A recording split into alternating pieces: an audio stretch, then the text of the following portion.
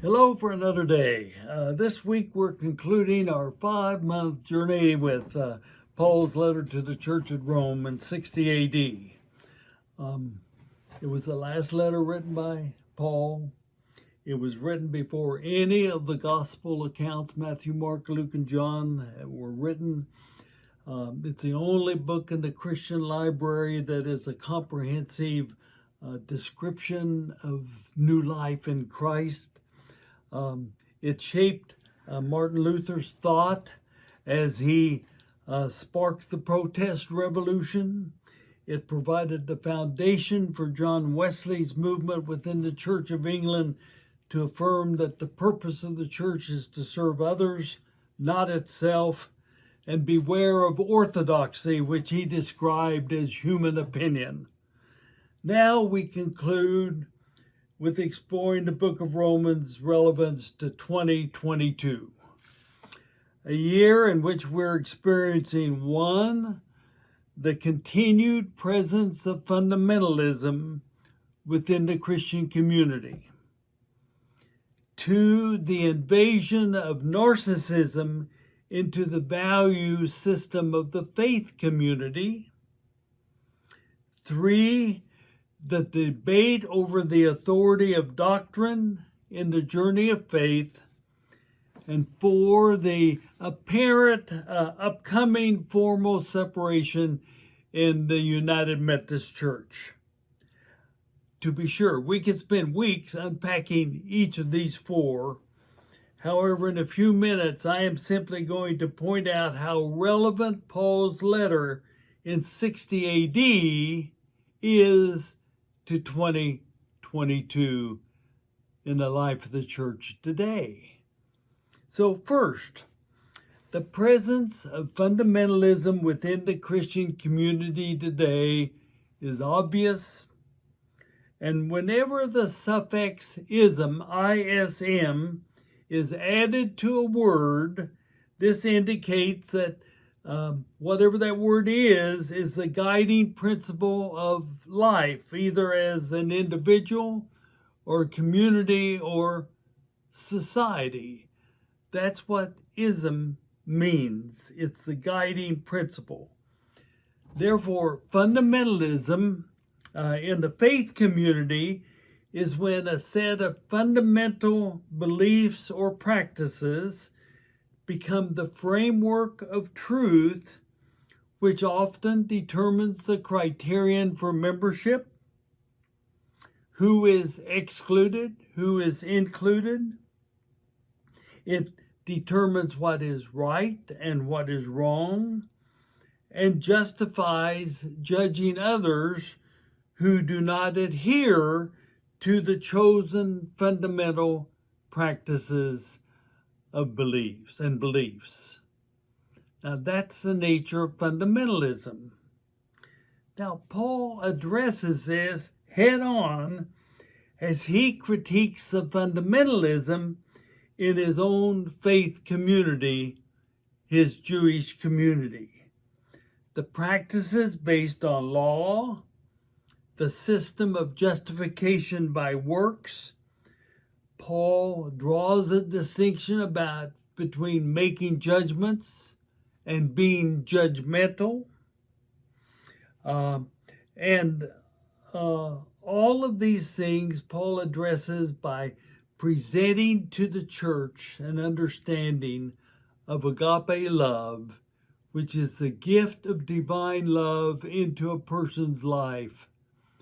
And that's what makes persons right in order to do right. And Paul insists that we should never do anything in agape love which causes another person to stumble or to be a hindrance to another person. And in that understanding, Paul simply says, no to fundamentalism, because that is replacing agape love with human opinions. And that's the basis of fundamentalism, replacing agape love with human opinions. And Paul said, no, not in the Christian community that I'm describing to you. The second thing that's happening today in 2022 is the invasion of narcissism, another ism, into the value system of the faith communities. Narcissism is simply the value of self-serving. The priority in life is what is best for me. I am number one.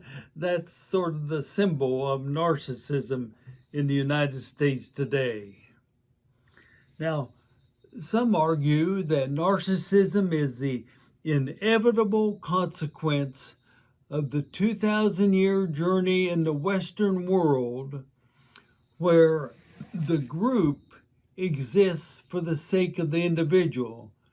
Therefore, number one is most important. Contrast that with the Eastern world, where the individual exists for the sake of the community. Just the opposite.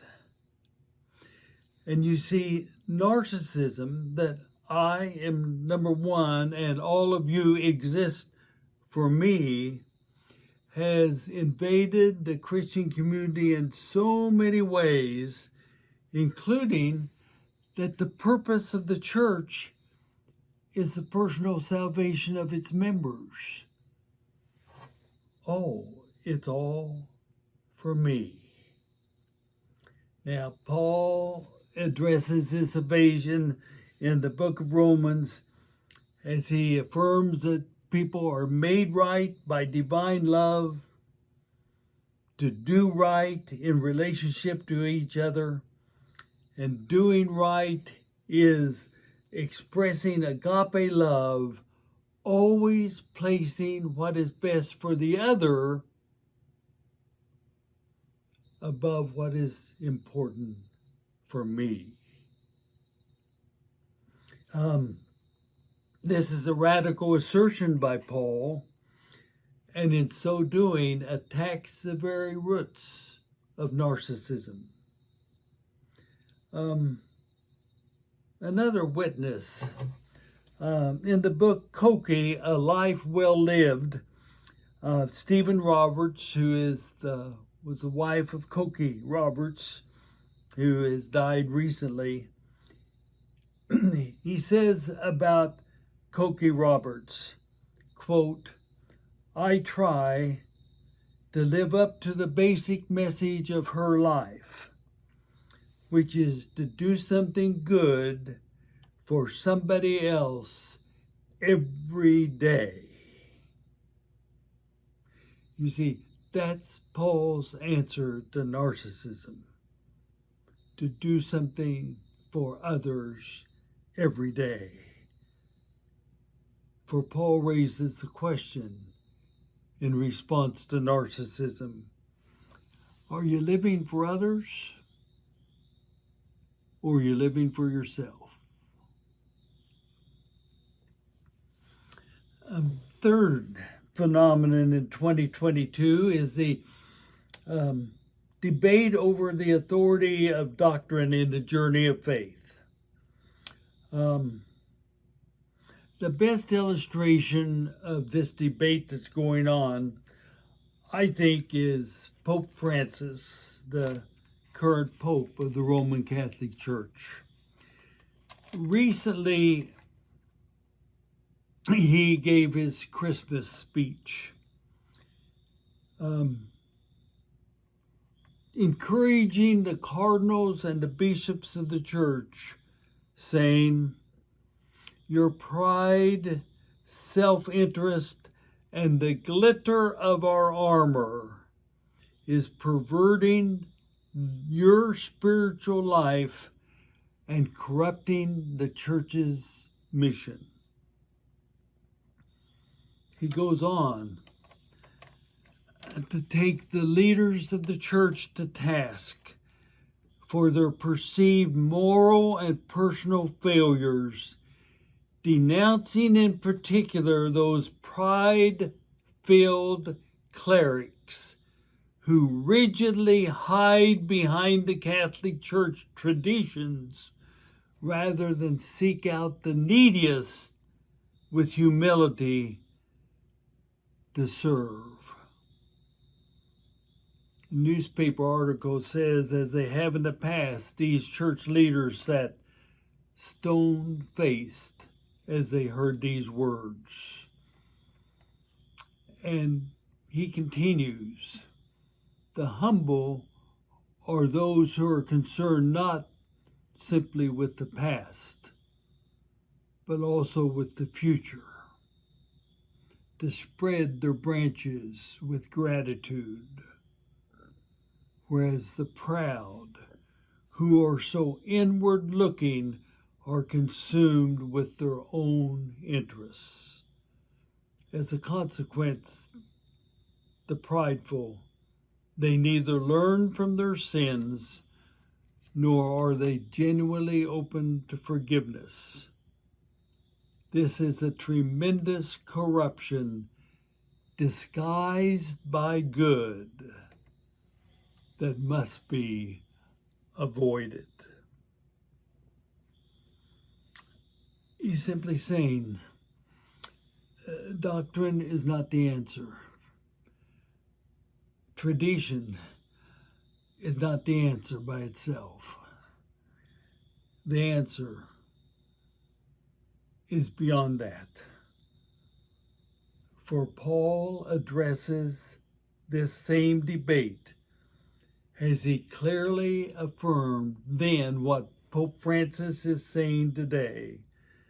Doctrine does not change one's life. Agape love changes lives. And anything, including doctrine, which stands in the way of agape love is a hindrance in any way to agape love that must be expressed to every child of God. For agape love must overcome doctrines, creeds, and although they can be helpmates along the way, they must never replace agape love. Paul is very relevant to 2022, and he's got a witness to that truth in Pope Francis.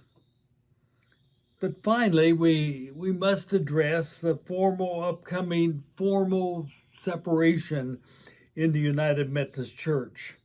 Now, on the surface, this separation appears to be over whether the sexual orientation of a child of God can be used to discriminate against them. Now, whether or not this is the chosen issue or the real issue is debatable. However, the truth is that one of the largest numerical denominations in the world is going to separate. Now, Paul addresses this issue as well. As he described early in the letter his personal disgust and distaste for sexual exhibitionists, both hetero and homosexual, that was occurring publicly in his day. But immediately he follows with the admonition against judging others, for judgment is the domain of God, not of finite human beings. Paul's theme throughout all of his letters is that reconciliation, living and working with those with whom we disagree, is the life of the Christian community. Clearly, the United Methodist Church has fallen short in its ministry of reconciliation. And hopefully, separation will facilitate the renewal of Paul's message of agape love that must prevail in our ministry of reconciliation as we live and work with each other in sharing agape love in God's world. There's so much to think about. but hopefully we get the message. Paul was relevant in 60 AD to the church at Rome. Paul was relevant in the 16th century in the life of Martin Luther, in the 18th century in the life of John Wesley, and in 2022. Very relevant. I doubt if discussion starter is needed this week, but in case one is necessary, I would ask this question. Which of these four descriptions is the most present in your own personal faith journey and in the faith journey of Grace United Methodist Church? A lot to think about, more to discuss. Thank you.